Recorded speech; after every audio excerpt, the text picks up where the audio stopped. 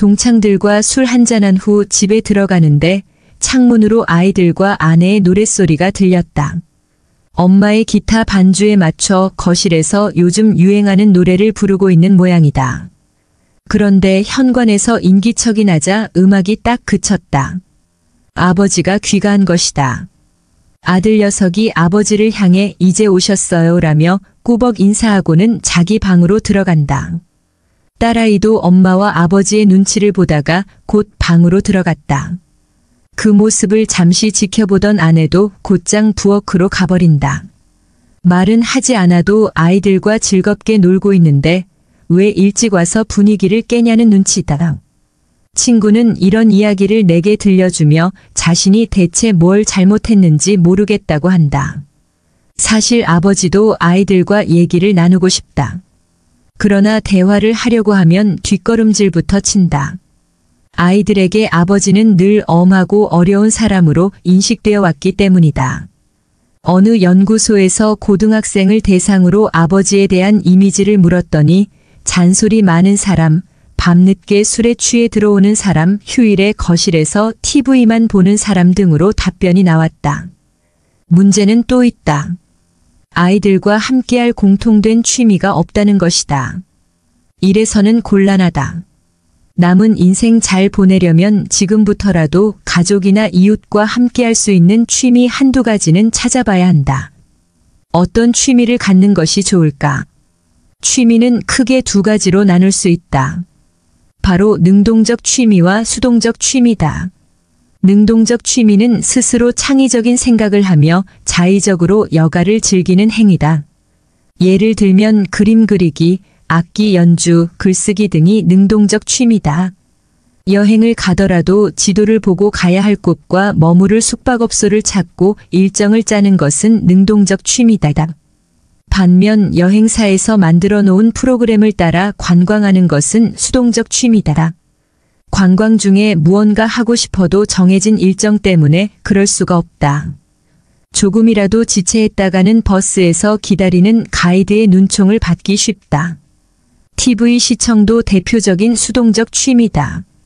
남이 만들어 놓은 프로그램을 그저 바라보고만 있는 취미다. 물론 TV 시청이 나쁘다는 것은 아니다.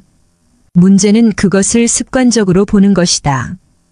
TV 시청은 남이 만든 프로그램을 바라만 보는 수동적 취미 활동이다. 게티 이미지 뱅크.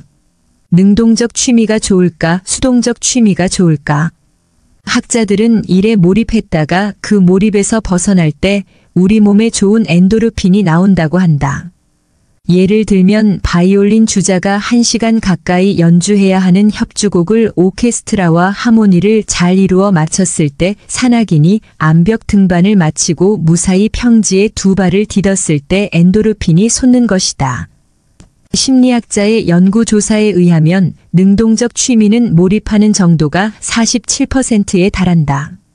반면 수동적 취미는 그 정도가 4%에 불과하다. 능동적 취미를 즐길 때 몰입하는 정도가 훨씬 크다는 의미다. 그러므로 기왕 취미 생활을 하려면 수동적 취미보다 능동적 취미가 더 바람직하다. 이 밖에도 긍정적인 효과가 있다. 새로운 사람과 교류하게 되고 동호회를 결성할 수도 있다. 심리학자 에이브러햄 매슬로에 의하면 인간에게 소속감의 욕구가 있는데 직장에서 은퇴한 후에는 소속감이 없어지며 자칫 정체성이 흔들리고 우울증에 빠지기 쉽다. 이럴 때 동호회를 통해 친구도 사귈 수 있고 소속감의 욕구도 충족하게 된다. 특히 가족과 함께 취미를 즐기면 공통 관심사가 생겨 대화가 풍부해지고 관계가 개선되는 것은 물론이다. 어떻게 자신이 원하는 취미를 발견할 수 있을까? 먼저 종이에 원하는 바를 써본다. 자신이 원하는 것인지 남이 원하니까 자신이 원하는 것인지를 구별하는 것이 중요하다. 지금까지 남이 원하는 것을 추구하느라 애를 썼는데 후반생까지 그렇게 할 수는 없다. 다음에 3가지 활동을 기준으로 자신이 하고 싶은 취미를 찾아봐도 좋다. 첫째, 현재 흥미를 느끼고 있는 활동. 둘째, 과거에 하려고 했던 활동. 셋째, 앞으로 하려고 생각 중인 활동이다. 아무리 사소한 것이라도 넘겨버리지 말고 생각나는 대로 모두 기록한다. 똑같은 활동이 반복돼도 괜찮다. 리스트를 작성했다면 이 중 몇 가지를 골라 활동을 시작한다. 우선순위를 정하는 것도 좋다. 또 시한부 인생을 산다면 가장 하고 싶은 일은 무엇인가? 를 생각해 보는 것도 방법이다. 이런 고민을 통해 자신이 정말 무엇을 원하는지 그리고 무엇을 좋아하는지 발견할 수 있다. 인생에서 달성할 만한 가치가 있는 것은 저절로 오지 않는다. 새롭고 가치 있는 인생을 살고 싶다면 먼저 목표를 정해야 한다.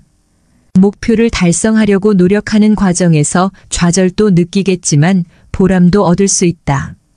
이것을 파악하고 받아들이는 것이 바로 우리가 할 일이다. 사람들은 흔히 직장에서 맺은 인간관계가 은퇴 후에도 지속할 것으로 기대한다. 그러나 은퇴하면 이해를 바탕으로 한 관계는 모래성과 같아서 만남의 기회가 옅어지며 희미해지고 종국에는 끊어지기도 한다. 그제야 비로소 가족에게 눈을 돌리는데 가족은 가족대로 바쁘다. 아내는 육아의 부담에서 벗어나 자기 개발하느라 바쁘고 또 정기적으로 만나는 모임도 많다. 자식들은 어떤가? 그들도 바쁘다. 공부하느라 바쁘고 또 연애한다고 바쁘다. 그리고 언제 아버지가 저희 얘기에 귀를 기울여 준 적이 있던가? 매일 잔소리만 했지. 아버지에 대해 부정적인 이미지를 지닌 아이들은 아버지가 찾으면 뒷공무니부터 먼저 뺀다. 에이 고얀 녀석들. 그동안 아이들과 살가운 정을 나누지 못한 걸 후회하지만 이미 엎질러진 물이다. 그렇다고 아내처럼 동네에 마땅히 아는 사람도 없다. 그래서 은퇴자가 눈을 돌리는 것이 그동안 뜸했던 동창회다. 동창들은 같은 추억을 공유하고 있고 그들 또한 얘기를 나눌 상대가 필요해 처음에는 잘 어울린다. 그러나 시간이 갈수록 가치관이나 관심사가 다름을 알게 되고 어느 때는 정치적인 견해 차이로 다툴 때도 있다. 지난 이야기를 들어주는 것도 한두 번이지 똑같은 얘기가 반복되면 그만 만남 자체에 회의가 든다. 결국 동창회에 나가는 빈도도 점차 줄어든다. 자, 이제 어디로 가야 하지? 이런 아버지끼리 모임을 결성하는 건 어떨까? 바로 인생학교가 그런 기능을 하고 있다. 인생학교에 오니까 또래도 비슷하고 직장은 달라도 같은 관심사를 지닌 사람을 발견하게 된다. 푸념하는 것도 비슷하다. 맞아요. 나도 그렇게 생각해요. 또 어느 때는 폭소를 터뜨리며 맞장구를 친다. 강좌가 끝나도 집으로 돌아가지 않고 찻집이나 밥집을 찾는다. 그들과의 시간을 더 갖고 싶은 거다. 사실 인생 2막은 이처럼 만나면 만날수록 에너지를 느끼는 관계가 필요하다. 이렇게 설립한 학교가 벌써 10년이 되었다. 10년 이상을 사귀어도 그 사람이 어떤 사람인지 잘 모르는 관계가 있다. 이런 사람이라면 앞으로 10년이 흘러도 잘 모르긴 마찬가지다. 시간이 많다면 모르지만 그렇지 않다면 이런 관계는 가능한 멀리하는 것이 좋다. 반면 한 번 만났을 뿐인데도 그의 인품이 어떤지 바로 알 수 있는 사람이 있다. 이런 사람이라면 나의 속마음도 얘기하고 싶고 앞으로 해야 할 일에 대해서도 그의 의견을 묻고 싶다. 그리고 그가 하는 일이라면 진정으로 돕고 싶다. 앞으로 남은 시간에 가져가야 할 인간관계다. 이런 사람이 한둘만 있어도 후반생이 외롭지 않을 것이다. 인생학교가 언론에 알려지며 지역 여기저기서 문의하는 곳이 많다. 한 번은 지방 소도시 고등학교 동창 6명이 의기투합해서 연락이 왔다. 면면을 보니 대학에서 퇴직한 교수도 있고 고교 교장을 역임한 사람도 있고 은행지점장으로 퇴직한 사람도 있다. 그러나 의욕은 있는데 학교를 결성하지는 못했다. 이 밖에도 이와 같은 사람들이 많았다. 왜 그럴까? 무엇보다 공간을 구하기 어렵다는 하소연이 제일 많다. 그런데 우리 주변을 보면 공간이 없는 건 아니다. 문제는 여러 가지 규정이나 지역 이기주의로 공간을 활용하기가 쉽지 않다는 것이다. 하다못해 폐교가 계속 늘고 경로당조차 공동화되고 있는데 시니어들은 쓸 수가 없다. 벤처기업을 양성하기 위하여 2년간 공간을 빌려주거나 예술가들에게 한시적으로 작업 공간을 빌려주는 것처럼 이들이 스스로 자립할 수 있을 때까지 한시적으로 공간을 공공에서 대여해 주는 것은 어떨까? 실제로 어느 지자체에서 산하도시의 베이비붐 세대를 위한 캠퍼스를 기획하고 있다. 진정으로 이 계획이 성사되기를 빈다. 그래서 은퇴를 두려워하기보다 은퇴가 기다려지는 사람이 많아지기를 소망한다. 통계에 의하면 우리나라 중년 남자들의 자살률이 세계 1위라고 한다. 인생학교와 같은 커뮤니티가 전국으로 확대되면 그런 불명예도 해소될 것으로 기대한다. 시청해 주셔서 감사드립니다. 여러분들의 마음 평안하고 행복한 삶을 늘 응원합니다.